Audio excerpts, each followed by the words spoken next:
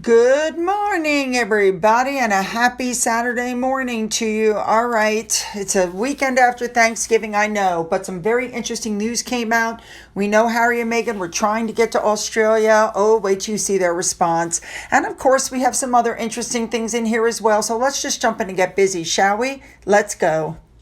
We're going to start off with Prince William this past Wednesday. He was at the Tusk Awards while his wife was absent, and he was supported by Zara Tindall, Mike Tindall, and his cousins.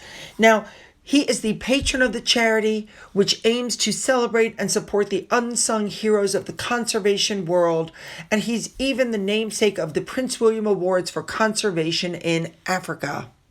Also spotted there was Emma Claire Thynne, the Marchioness of Bath. She's also a Viscountess, just throwing that in there. She and her husband looked absolutely gorgeous. That, my friends, is how you carry yourself when you have a royal title. Now, ahead of this ceremony, William was seen meeting with charity ambassadors, which included Monty Python star John Cleese and rock and roll legend Ronnie Wood. William also told John Cleese, who is a comic actor, that his children recently discovered the 1970 sitcom Fawlty Towers, and they love it. Now, in his speech, William thanked everybody for coming and talked about his recent trip to Brazil and said it's a reminder that the planet continues to face serious environmental concerns. Then, of course, it was time to start handing out the awards. Ooh, Daddy be looking good. Now, let me just say that, again, he was supported by Zara, who became quite emotional during his speech. Also, in case I didn't name them before, the cousins that were there were Amelia and Eliza Spencer. And then it was time to hand out the awards. Guys, I'm going to try to say these names the best I can. You had Laban Mwangi. He is the recipient of the Wildlife Ranger Award, looking mighty proud, and I love that uniform. Congratulations to him. Next up, we have Rahima Naididi, and she won the Tusk Award for Conservation in Africa. Prince William then presented the Prince William Award for Conservation in Africa to Kamara Wakjira. Prince William said that all three were champions of indigenous conservation knowledge that safeguards the landscapes and biodiversity, and that supporting these locally led solutions has always been at the heart of the Tusk mission. Congratulations to everybody. Now, one other thing, Billy Porter opened up about how when he got sick with sepsis, Prince William sent him a card. It was an under-the-radar gesture when he was very sick. And he said, that's just the kind of nice, grounded kind of person he is. Looks like everybody had a great time, including other royalty there. And a big thank you to Remoulade Sauce for showing us what all of the ladies were wearing at this award banquet. Let's move on. Next up, King Charles presented the King's Gold Medal for Poetry to Mr. George Surtz and Miss Selma Hill at Buckingham Palace. This is an award that was won for their work in 2024. Now, also on the same day, King Charles met Belize's High Commissioner to the United Kingdom, Cherie Nisbet, also at Buckingham Palace. Moving on, we have the Princess Royal. She did an investiture at Windsor Castle on November 26th. This is the 30th investiture of the royal family for 2025. William did 8, Charles did 9, and all the others were done by Anne. Now let's stick with Princess Anne. She hosted an annual Christmas tea party at St. James Palace for the Not Forgotten Association. Now this is a group that combats isolation and loneliness in the veteran and serving armed forces community. Of course, Princess Anne is the patron of the association, and while she was there, she met Frank Oldham, who's 106 years old, and veteran Dorothea Barron. Miss Barron, FYI, is 100 years old, although she doesn't look a day over 30. There were approximately 200 people in attendance.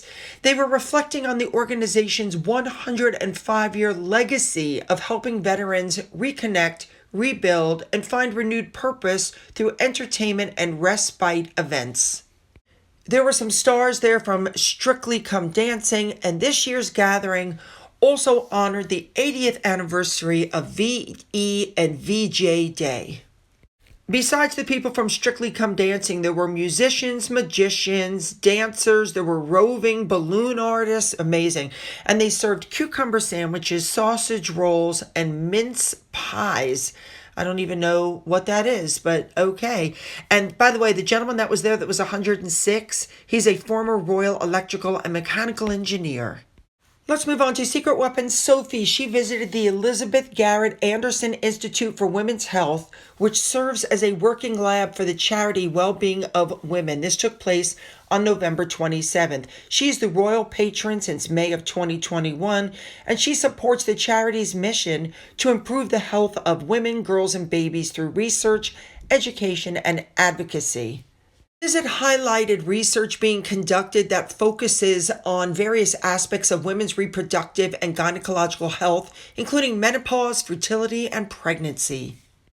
A big thank you to Remoulade Sauce for showing us what Sophie was wearing. Let's continue with Sophie and Queen Camilla, who attended the Biennial Rifle Awards dinner at the London Guildhall on Thursday, November 27th. They were joined by the Duke and Duchess of Gloucester, which celebrates the distinguished achievements of the Rifles. Now, this is an infantry regiment. All four royals hold a patronage role. Queen Camilla is the Colonel-in-Chief. The Duchess of Edinburgh is the Royal Colonel of the 5th Battalion. The Duke of Gloucester is the Royal Colonel of the 6th Battalion. And the Duchess of Gloucester is the Royal Colonel of the 7th Battalion. Ahead of the dinner, they attended a reception where they were joined by riflemen, rangers, veterans, and other specially invited guests to celebrate the achievement of the regiment. And after that, Queen Camilla gave a speech where she talked about tyranny. Let me say, I think Camilla looks absolutely gorgeous in that shade of red. All right, moving on. Windsor Castle has been decorated for Christmas, including a 20-foot Christmas tree standing in St. George's Hall. It took 8 florists over 3 days using a cherry picker due to the height of it to get it decorated. It has over 3,000 lights and shimmering green and gold ornaments, while beautiful garlands adorn the room's balconies beneath the famous vaulted ceiling. Now, these decorations are available to the public starting November 27th and going until January 5th. And that, my friends, is how you decorate a room. My goodness. All right, let's move on to Princess Catherine. She had a big day. This past Thursday, Princess Anne stepped out to visit the Anne Freud Center, of which she is the patron. It's located near King's Cross. Now, this trip is focusing on the vital role of relationships and connections in shaping babies, children, and young people's future life outcomes. Can I just say, to start with, this woman glides out of the car. I've never seen anybody do anything so gracefully in my life. And notice the press pack behind her, because this is what Catherine is good at, bringing attention to other things besides herself. Now, this visit comes as the Royal Foundation Center for Early Childhood launched a new project with the charity to enhance the skills of health visitors to support early social and emotional development. And for those of you who might want to read the article from the Daily Mail, they call her Catherine, Princess of Wales, not Kate Middleton. Yay for them. And they also say, and I'm quoting, "The future queen has been patron, which carries out evidence-based research and training on children, young people, and families since 2016. I think that's wonderful. Now, of course, the visit started with the children. Where else would she go? Now, that man that you see sitting there, Andrew Apraku, and his 8-month-old son, Judah, who couldn't let go of Catherine's fingers, basically thanked her for being there because she said it's so important to hear from father's rights from the get-go. And then turning to Judah, who began sucking on her fingers, she said, "You're very smiley." As the patron, Princess Catherine met the charity's chief executive professor Eamon McCroy and discussed how this facility is transforming mental health care for, babies, children, and young adults. Catherine also spoke with Dr. Hallis Haynes, who is the charity's head of implementation. And what they did was they met groups of parents who took part in what they called a scribing presentation. She met with parents. She met with carers. There was a grandmother there. And Catherine said, it's so nice to have intergenerational involvement. There was talking about taking away some of the administrative burden so that, the carers can spend more time with the kids instead of doing paperwork.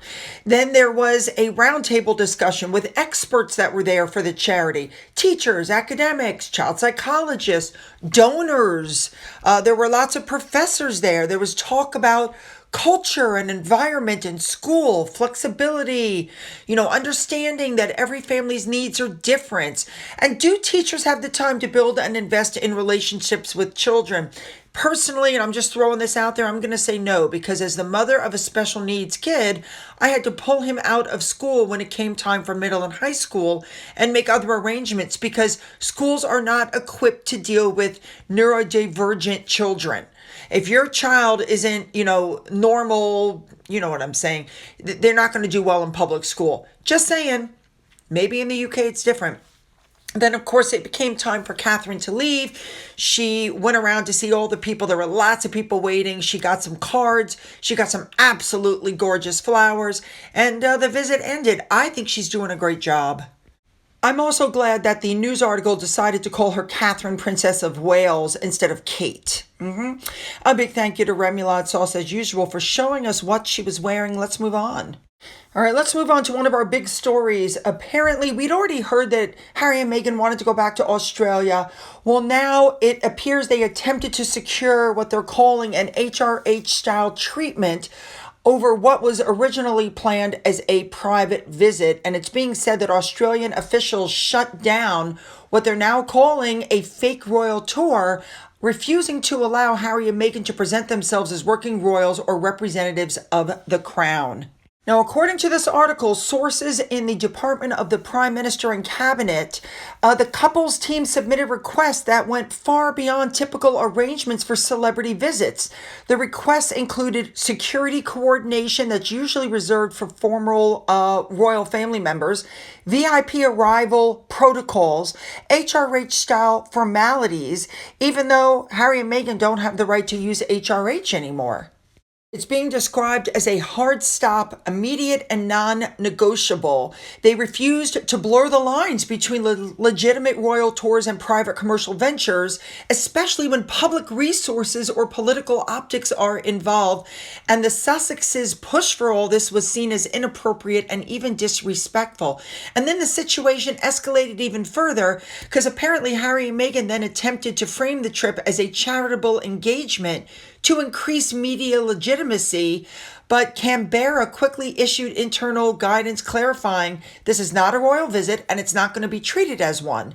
And the wording was very deliberate. It spread through government channels within hours, and the fallout has now reached London because you got William, who's already under pressure to address repeated accusations of Harry and Meghan exploiting their royal status abroad. Now, he's supposedly monitoring the situation, and advisors insist the latest clash are strengthening conversations about tightening rules around royal titles or revisiting whether Harry and Meghan should retain them at all. Now, the lines are blurred, of course, because critics are pointing out that Harry and Meghan are attempting to mislead the public and leverage royal prestige for self-promotion, while Harry and Meghan supporters are saying Australia's reaction is excessive, but even they have to admit just a little bit that the optics are damaging. But Australia is standing firm, and the one message that's come out that's going across all circles is that Harry and Meghan's era of operating in a gray zone between celebrity and royalty is closing. The tensions are spilling now into international diplomacy, and the consequences for Harry and Meghan are probably just starting. I am very glad that people are starting to speak out, and I am super proud of Australia for putting their foot down and telling these two no. All right, time to move on to our next story. Apparently, there's a new collaboration between Meghan's As Ever brand and Soho House, which is a private members club. A lot of people are saying it's really lame. Meghan Markle announced on Instagram that her brand has opened up in Soho House in West Hollywood. An interior design and homeware brand is what they sell there. Now, people are wondering if this is the mic drop moment that Meghan was banging on about because, quite frankly, she rented some shelf space. And this is usually the last resort as everything else you've tried has failed. It's a cop-out because she has nothing to do with selling these products. This is the easy way out. And I can't help but notice that Netflix isn't helping her at all, which really leads me to wonder if they really have anything left to do with selling these products. Those of you who didn't see it, Meghan is really plugging her love story with Harry. She wrote, "Talk about a full circle moment in my old stomping ground of West Hollywood with a brand, family, and friends that have been a part of my life for so long, and also a part of my love story with H since our very first date was at Soho Restaurant. So excited to introduce As Ever Official to Soho House.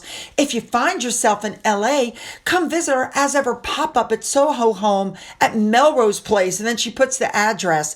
"Open to everyone, full collection available just across the street." Sounds like a good day to me.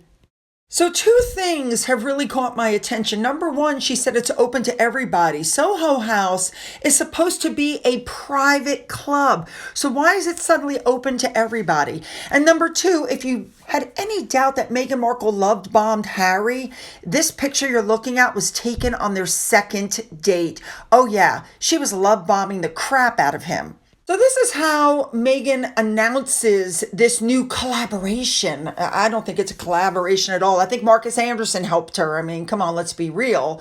She put up an Instagram video that shows her walking around examining her stock that's on the shelves, jams, honeys, candles, wine. And then as she's walking past, guess what she does? Oh, that's right. Did you guys happen to catch that? That's right, ladies and gentlemen, the seal clap was on full display. Now, for those of you who don't know, clapping for yourself is a way to acknowledge your own work and effort and to boost your personal confidence and pride, especially when external recognition is absent. It signifies a sense of accomplishment, ownership, and positive reinforcement of their own abilities. It doesn't take a genius to figure out that the only reason she got this pop-up shop at Soho House is because of Marcus Anderson. Obviously, things didn't sell well at the bookstore, and I'm pretty sure this is what most people wanted to happen.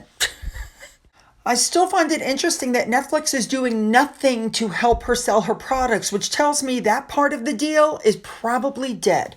All right, let's move on. And finally, we're looking again at that Harper's Bazaar article because what they're saying is that Meghan exerted total editorial control over the cover story, which is prompting questions as to who actually wrote it, because it sounds like Meghan wrote it and then turned it over just for maybe people to look it over. Let me remind you, I have no trouble believing this because back in 2022, Meghan tried to do the same thing with Vogue. She wanted complete control over the pictures, the editorial. Apparently, she wanted to micromanage every comma, her and her team. She was pushing for a cover. She wanted approval of all pictures, the final copy, a global rollout. And Anna Wintour was so upset, she scrapped the whole thing and blacklisted her from any future, Vogue things, which is why you've never seen her in Vogue again, because you don't get to run Vogue like it's your personal Pinterest board. So not only did Meghan lose the cover, but then her bestie Serena got on the cover and ended up in the position Meghan wanted on both sides of the pond. So what they're saying with Harper's Bazaar is that she made the same demands and they caved. So whenever Meghan wants control, she says, here's the angle, here's the story, here's how I have to look. She hands out PR briefings to all these journalistic professionals. It's madness. And so the running joke in the industry now, they're saying, is that Harper should have credited her as a guest editor because the piece is so obviously written by her. They're saying that it's so stomach-churningly syncopatic to Meghan that her handprints are all over it on every line. It's trite nonsense, they said. It's got zero insight, no wit, nothing based in reality. And it also seems, according to the source, that no one wanted to edit it except Meghan. They said it was PR bull to the max. It was brown-nosing. It's fiction designed as journalism, or rather, barely their journalism. So let me just point out that number one, all the pictures you're looking at means that Meghan approved them. And the article itself reads like a Hallmark card that Meghan wrote to herself. There's a large emphasis in the piece on Meghan insisting her marriage is perfect, despite the constant rumors that she and Harry are hurtling towards divorce. But then that's classic Meghan, isn't it? It's like reading about someone writing fan fiction about their own husband. She talks about how affable she is. She's got this affability, and then she doesn't talk at all about all the staff that's quit. She had two people that she calls friends come on to talk about what a great friend she is, because we all know that she uses people and then she loses people. And apparently she edited this piece herself, but she forgot to take out the part about how she's being announced into the room. Or maybe she left that intentionally. Who the hell knows? The point is, Meghan is constantly going on about, I'm authentic, I'm authentic. That's all we hear from her. She goes on all the time about being authentic, but she's anything but. It doesn't take a genius to realize that Meghan absolutely wrote this piece. She's trying to correct the narrative, and all I can say is it's not working, at least not for me. All right, you guys, you know what I want. Put those comments down, make them good. Don't forget to hit the like and the subscribe button and the bell for all notifications. Then go down into the description box where you'll find the link to my Twitter, my Gettr, my Rumble, my email, a link to my second channel, a link to my father's book, which is still up for sale on Amazon, and a link to my Amazon wish list, as well as my physical address. For those of you who have donated to my coffee fund, thank you so much. And as always, you guys, have a great day.